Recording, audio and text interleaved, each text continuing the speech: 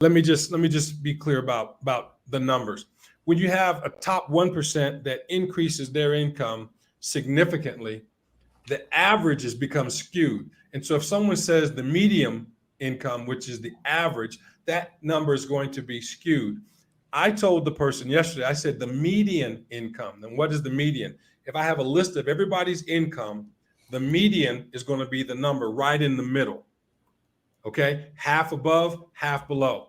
But if you do an average, how are you going to do an average when you got Elon Musk, right, compared to someone that doesn't have our income? It's I going can to be see heavily that. skewed, Yeah, right? And yeah. so just let me give you some numbers to kind of support this as well. If I'm saying the median income, okay, the median income is that right in the middle. Since 2000, the median income was $31,856. That was in the middle. In 2024, the median income is 39,570, which means that there's been a 24% increase over the last 24 years.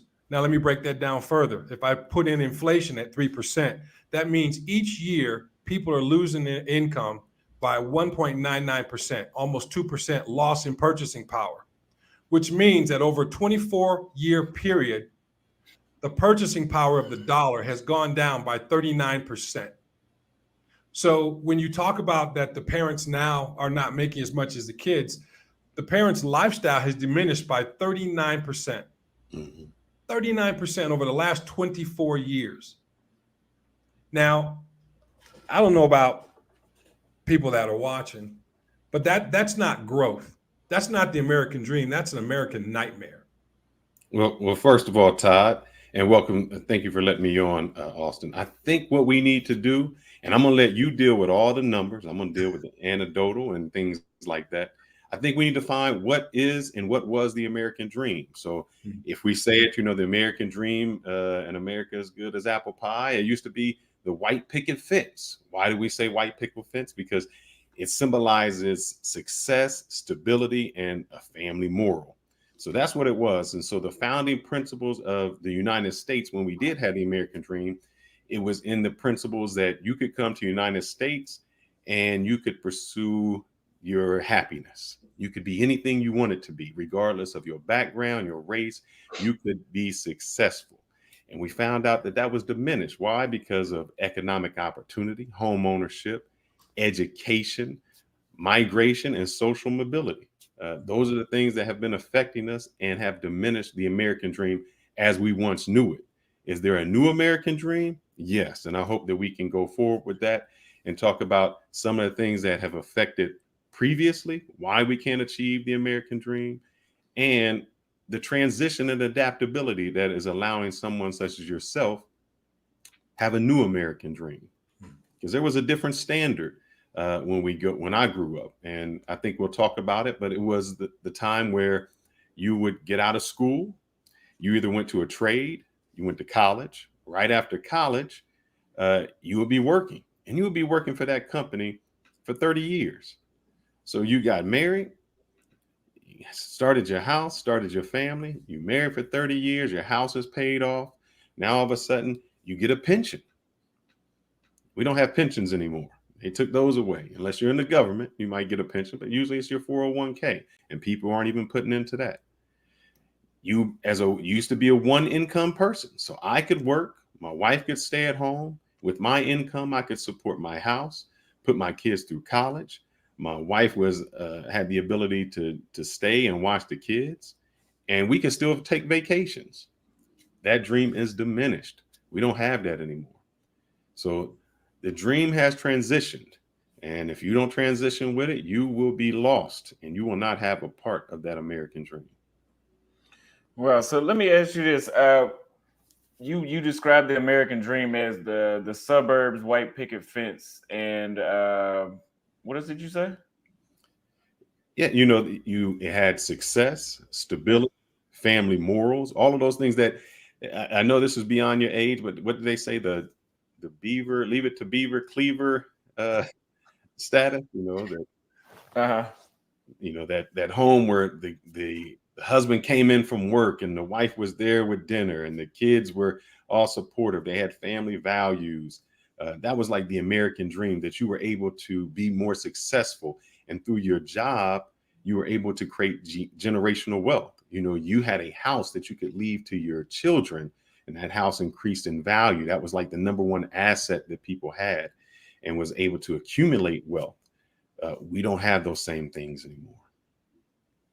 Okay. So let me read it. Three more statistics and then we'll get into the questions. It says a Wall Street Journal poll found that 36% of voters believe the American dream is hard work leads to getting ahead, which is still true for the most part. But this is a significant drop from previous years of 53% in 2012, 48% in 2016. According to Brooks Institution report, children born in the bottom 20% of income only have a 4% chance of rising to the top 20% of adults. Income and wealth distribution says that the share of national income taken by the top 1% has increased from 10% in the mid 20th century to about 25% today. Similarly, the top 10% now take home around 50% of the total income, up from 1/3. So let me ask you, Fearless, let me ask you this. How has the concept of the American dream evolved in the past 100 years?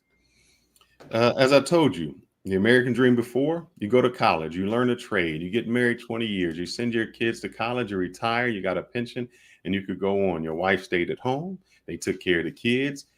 You were a company man. Your company was loyal to you. You were loyal to your company. One income could buy a house. You could take a vacation, support your family. Now, you can go to college and you're not guaranteed a job. You can work hard and someone else kind of works smart. And you think about the hardest workers are the guys doing the blue collar job, but that doesn't get you anywhere. Women can't stay at home. You need a 2-income house to raise your family. College is more expensive than ever. So instead of your father or your parents being able to send you to college, or you be able to get an expensive college, now you're in debt with student loans. You need financial aid just to go to school. In Dallas and Frisco, where I'm at, the average house is $692,000. That means you have to bring in $5,000 a month just to pay your mortgage. So that's $72,000 a year just in mortgage. That's out of the realm of most people. The average house in Dallas is $400,000. So that's still out of reach of a lot of people. So that home ownership that creates that generational wealth is gone. Because if your parents were able to buy their house, they die, they leave you this house, that house that they bought for $90,000 now worth $400,000, there became your wealth for the next generation that can move on. That has been gone. Pensions are leaving. The unions are no longer there. So there's no one there to make sure that you have a growth in your job and job security and income that increases. So it has drastically changed from the 1940s to now because of those things. And there's, I know we're going to other mobilities, but a lot of that affects the social aspect of life. So let me ask you this though. So what is the ideal American dream of 2024, in your opinion? For a young person, and this is where the shift goes in, Todd, and you can help me out. I am part, and maybe you are too, I'm part of that Generation X. So we grew up without the computers, with the parents telling us hard work. And then we got entwined with individuals like yourself that are part of the newer generation. Now they want a more work-life balance. And I'm gonna tell you the good and the bad.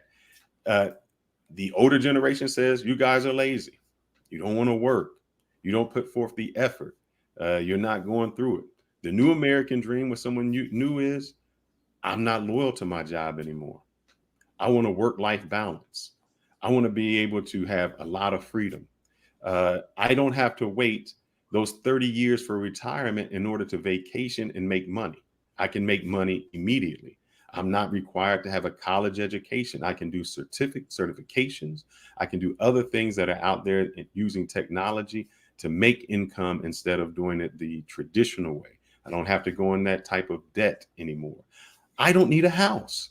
You know, the American dream was to get a house. A lot of people now are renting. And they're renting. Why? Because they don't want to stay in the same location and be tied down to that location forever. I want to be able to move from one location to the other location in a whim's notice. I might not need a car. Why? Because there's public transportation. If I'm in the city, I can use Uber. I don't have that added expense that other people need.